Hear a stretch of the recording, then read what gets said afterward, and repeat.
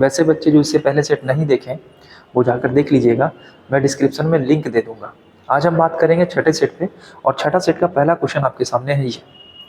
Question काफ़ी आसान और अच्छा पूछा गया है। भारत में हरित क्रांति का प्रारंभ कब हुआ था, है ना? तो ग्रीन रेवोल्यूशन के बारे में बात कर रहा है, हरित क्रांति के बारे में बात कर रहा है। खाद्यान्न की कमी इस समय हुई थी। तो हरित क्रांति, अगर पंचवर्षीय योजना, कभी कभी ये पूछ लेता है कि किस पंचवर्षीय योजना के दौरान हरित क्रांति आई थी। तो हरित क्रांति जो पंचवर्षीय योजना हमारा था वो अवकाश योजना था, और हमारा अवकाश योजना 66 से 69 के बीच में चला था, और इसी समय हरित क्रांति आई थी। हरित क्रांति के बारे में कुछ फैक्ट क्वेश्चन पूछा जाता है कि भारत में हरित क्रांति के जनक कौन थे। तो भारत में हरित क्रांति के जनक एम.एस. स्वामीनाथन थे, आपको पता होगा।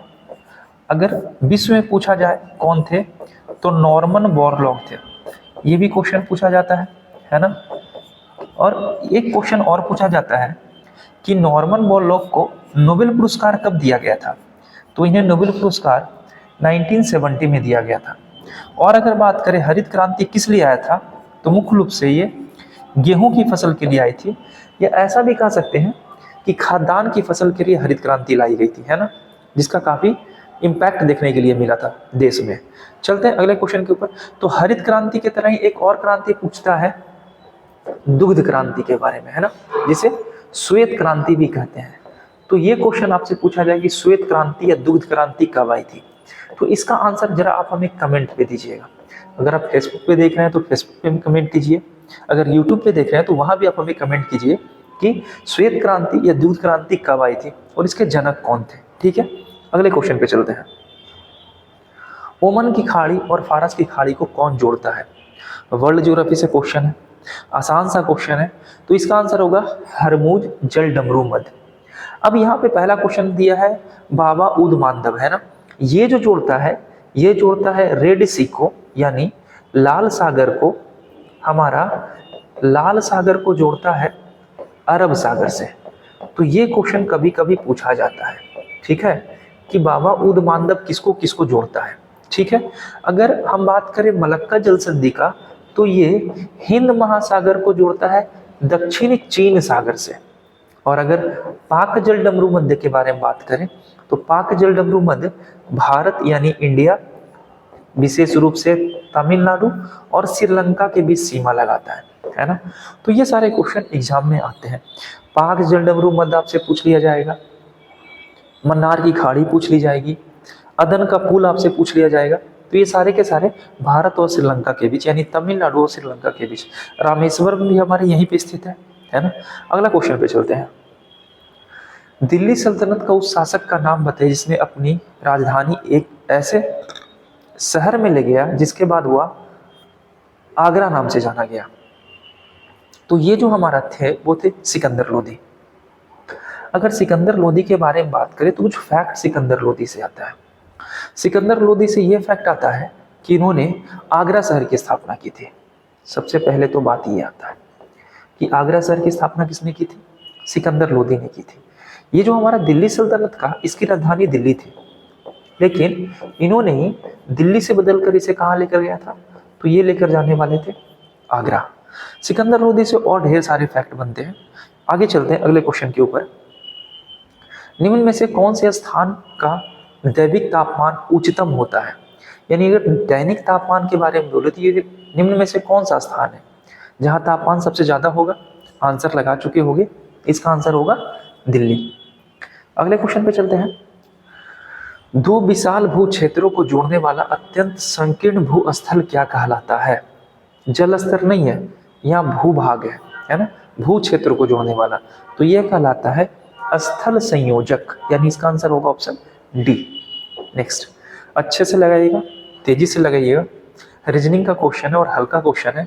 जिस तरीके से प्रार्थना मंदिर से संबंधित है, उसी तरीके से रसोई किससे संबंधित है, रसोईया। तो रसोईया किससे संबंधित होगा, ये रसोई से संबंधित होगा। नेक्स्ट, बलित पर्वत के बनने का कारण क्या है। तो बलित पर्वत के बनने का कारण मुख्य रूप से है क्षैतिज संपीड़न बल। बलित पर्वत किसे कहते हैं, तो जो नया नया पर्वत बना है ना, जैसे में हमारा हिमालय, हमारा एंडीज, है ना, हमारा रॉकी, ये सारे जो पर्वत है ना, ये सभी के सभी बलीत पर्वत में आते हैं या नए पर्वत में आते हैं। अगर प्राचीन पर्वत एक पूछता है कि भारत का सबसे प्राचीन पर्वत कौन सा है, तो भारत का सबसे प्राचीन पर्वत अरावली पर्वत है ना।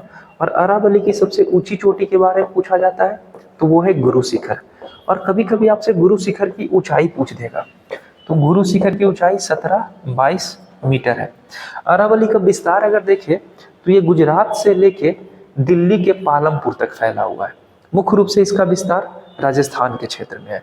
और यहाँ पे अरावली पर्वत से ही लूनी नदी निकलती है, जो अपना समुद्र प्राप्त नहीं कर पाती और कच्छ के रण में विलीन हो जाती है। तो ये सारे क्वेश्चन एक एक करके एग्जाम में पूछे जाते हैं। अगला, होम रूल लीग की स्थापना कब हुआ था? तो होम रूल लीग की स्थापना ऑप्शन में देखिएगा, बंगाल के विभाजन के समय, प्रथम विश्व युद्ध के समय, जलियांवाला बाग हत्याकांड या कांग्रेस अधिवेशन।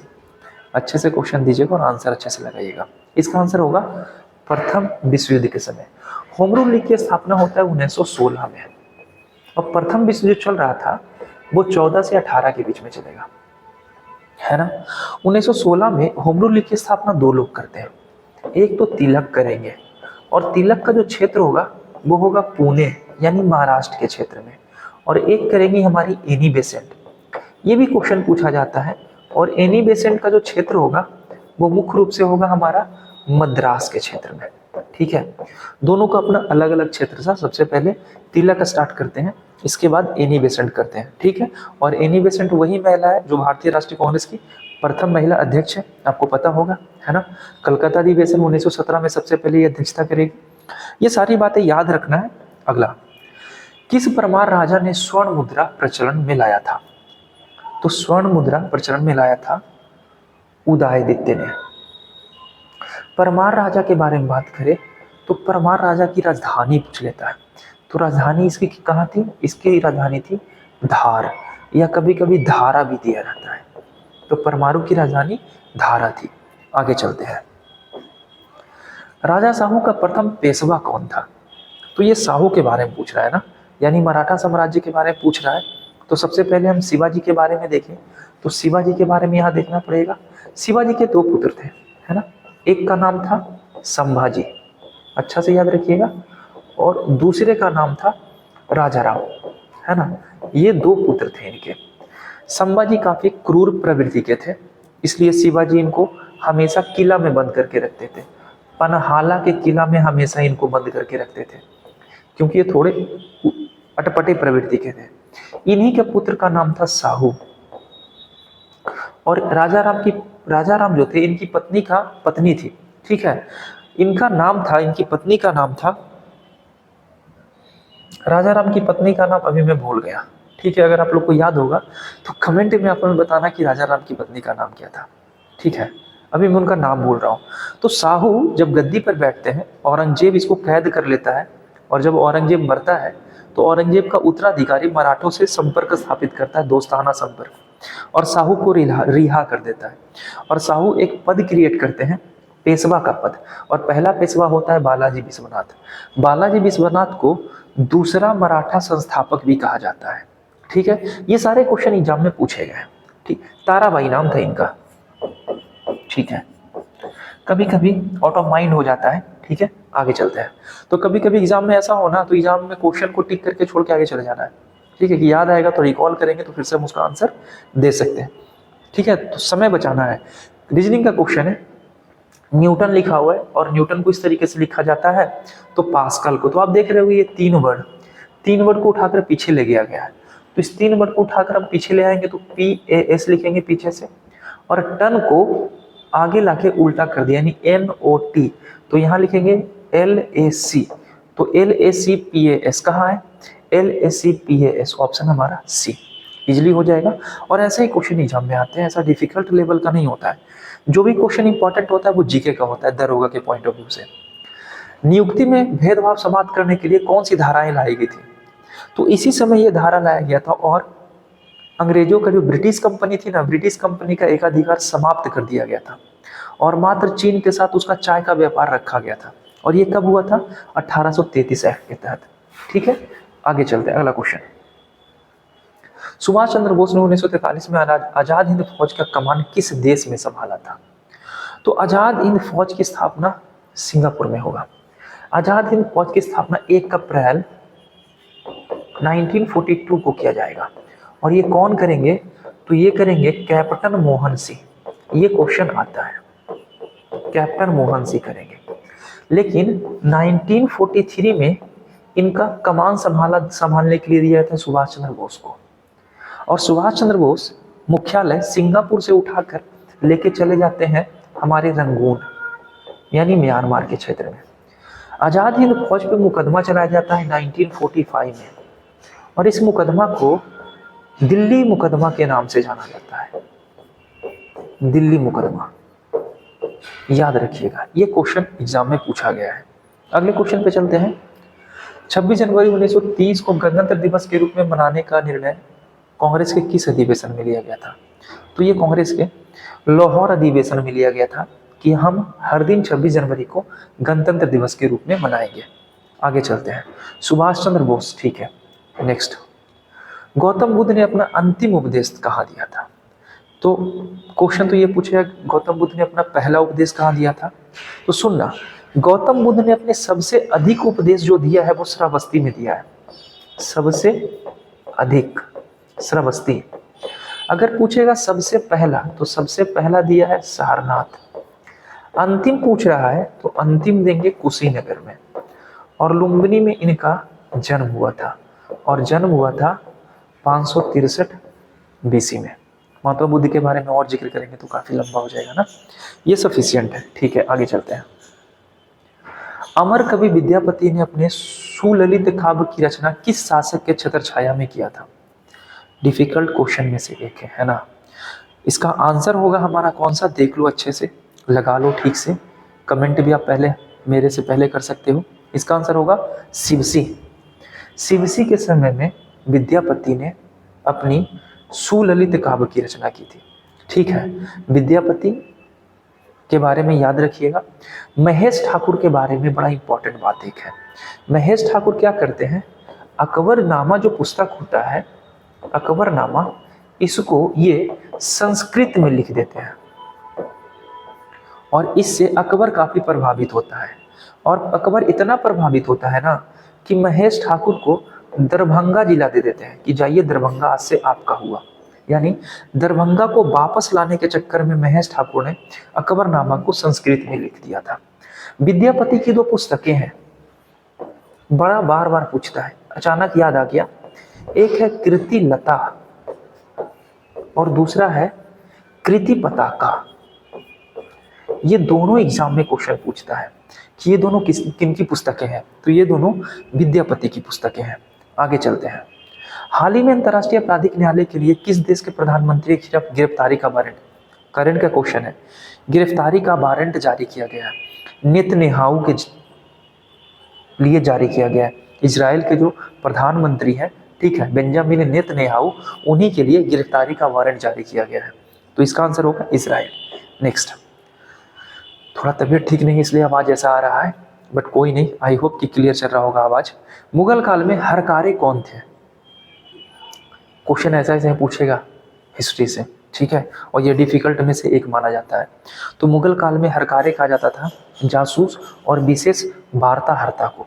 ठीक है, नेक्स्ट, जैन धर्म श्वेतांबर और दिगंबर संप्रदाय में कब बट गया? तो ये तो इजी क्वेश्चन है, सब जानते होंगे। प्रथम जैन संगति का आयोजन होगा चंद्रगुप्त मौर्य के शासनकाल में, लगभग 320 BC में होगा। और ये कहाँ होगा? तो ये होगा पाटलिपुत्र में। पहले तो यही क्वेश्चन पूछता है कब हुआ था और कहाँ हुआ था। दूसरा क्वेश्चन पूछेगा इसके अध्यक्ष कौन थे? तो इसके अध्यक्ष थे स्थूलभद्र। हुआ कुछ ऐसा था कि मगध में 12 वर्षों का लंबा अकाल पड़ गया था, तो कुछ जैन लोग ऊपर कुछ मगध को छोड़कर कर्नाटक श्रवणबेलगोला चले गए थे। 12 साल के बाद जब मगध लौट के आते हैं तो दक्षिण के जैन को ऐसा लगता है कि उत्तर के जैन ने जैन धर्म का पालन नहीं किया है, और इसके बीच में दोनों के बीच में मतभेद होता है। मतभेद को दूर करने के लिए चंद्रगुप्त मौर्य जैन संगति बुलाते हैं पाटलिपुत्र में, और इसके अध्यक्ष बनाते हैं स्थूलभद्र को। वही स्थूलभद्र जो जैन धर्म का पालन नहीं किए थे। और इससे नाराज होकर जो दक्षिण के जैन धर्म के गुरु थे जिनका नाम था भद्रबाहु, वो नाराज होकर वापस चले जाते हैं। और यहीं पे जैन धर्म दो भाग में बढ़ जाता है, श्वेतांबर और दिगंबर। ये जो स्थूल भद्र थे वो श्वेतांबर थे, इनके गुरु थे जो श्वेत वस्त्र पहनते थे, और दिगंबर के गुरु थे भद्रबाहु जो नग्न अवस्था में रहते थे। तो ये हमारी कहानी थी, इसको याद रखिएगा, यहाँ से क्वेश्चन पूछता है। आगे चलते हैं। थाईलैंड की मुद्रा क्या है? सबको पता होगा थाईलैंड की मुद्रा क्या है, बहत है। अगर लीरा के बारे में देखें तो लीरा कहाँ की मुद्रा है, तुर्की की मुद्रा। और करेंसी क्या है, अंकारा, तुर्की की करेंसी है अंकारा। ये क्वेश्चन पूछा जाता है। डॉलर के बारे में जानते होंगे, क्यात के बारे में पूछता है, क्यात कहाँ की मुद्रा है, तो क्यात जो मुद्रा है वो म्यांमार की मुद्रा है। ठीक है, अब आप लोग हमको एक क्वेश्चन का आंसर दीजिएगा कि म्यांमार की राजधानी कहाँ है। चलते हैं नेक्स्ट क्वेश्चन के ऊपर। नेफोस्कोप से निम्नलिखित में से किसकी माप की जाती है? नेफोस्कोप से क्या मापा जाता है? तो नेफोस्कोप से बादलों की दिशा और गति की माप की जाती है। तो आंसर होगा हमारा बी। आगे चलते हैं अगले क्वेश्चन के ऊपर।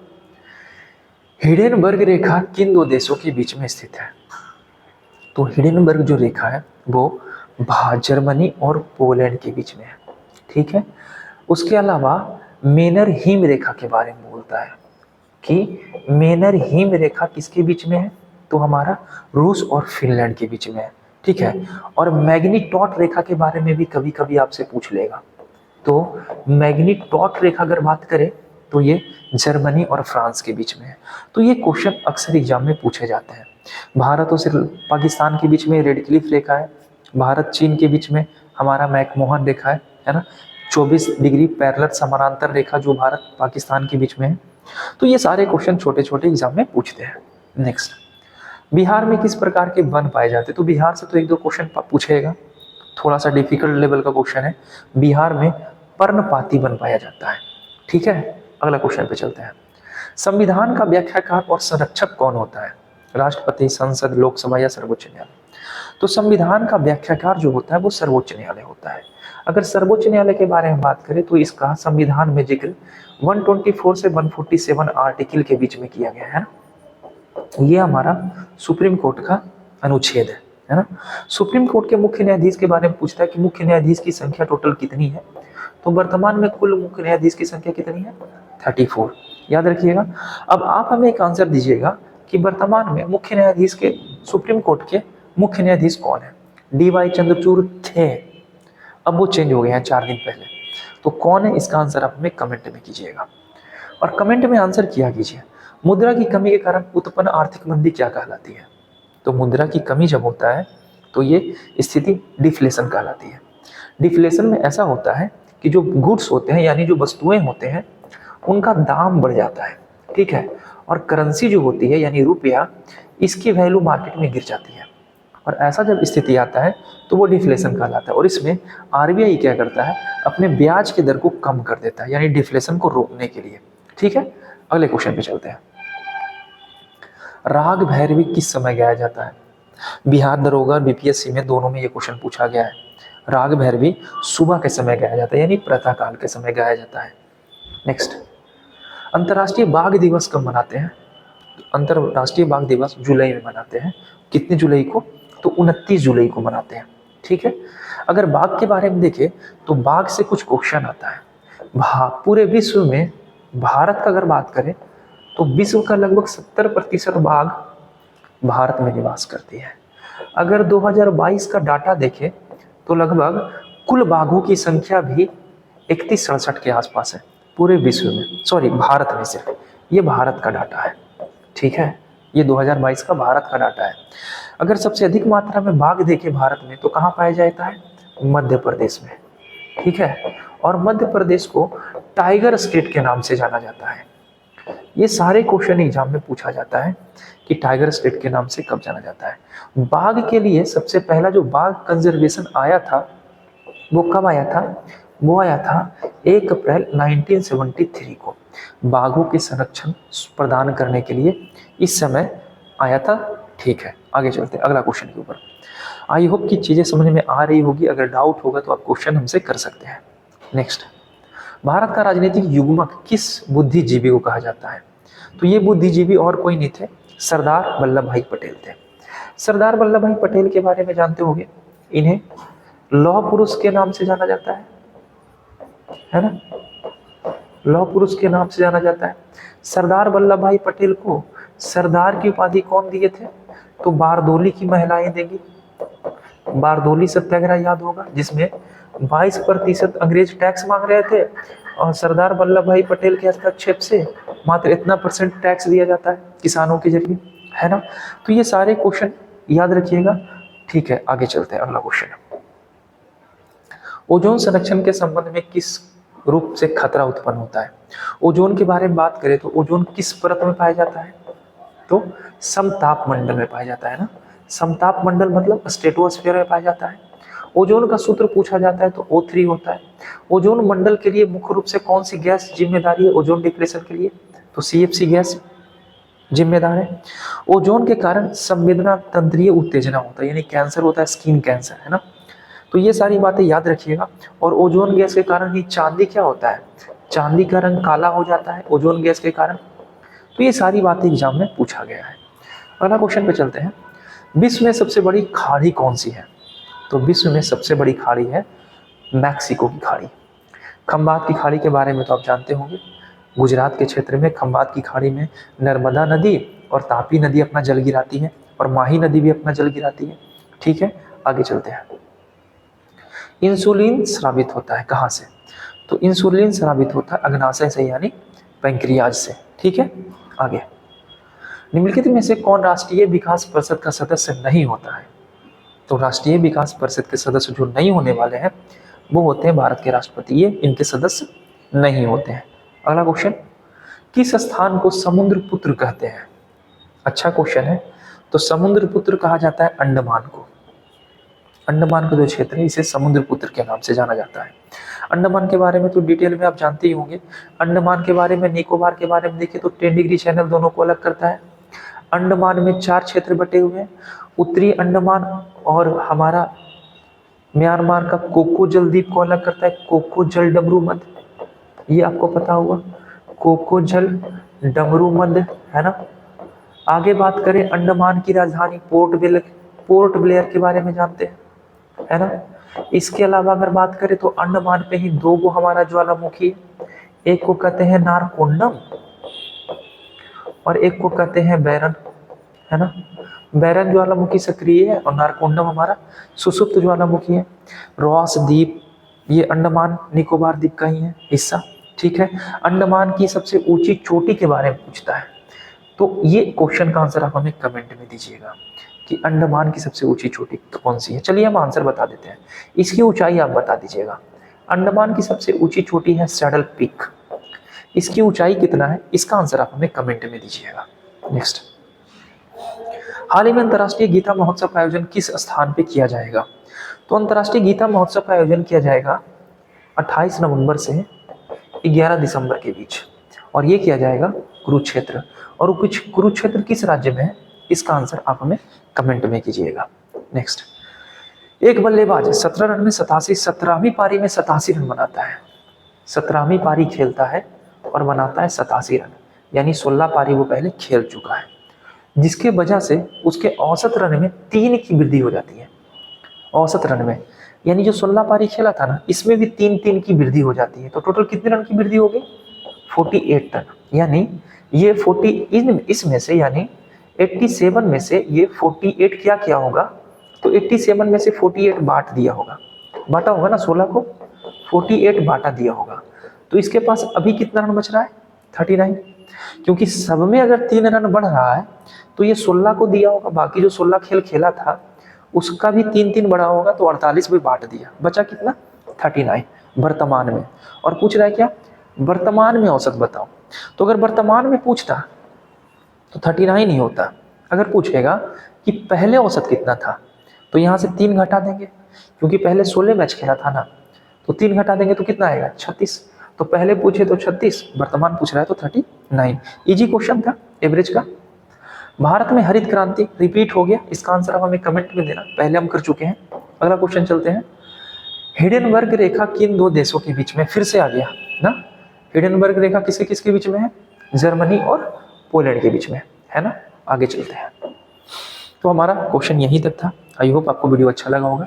अगर अच्छा लगा तो लाइक कीजिए, कमेंट कीजिए, शेयर कीजिए। मिलते हैं हम लोग नेक्स्ट वीडियो के साथ। और अगर कोई भी वैसा टॉपिक हो हिस्ट्री, पॉलिटी, ज्योग्राफी या साइंस का, तो आप हमें कमेंट के जरिए आप हमें वो करवा सकते हैं। मैं उसके डिटेल में चर्चा कर दूंगा। मिलते हैं नेक्स्ट वीडियो में। बाय।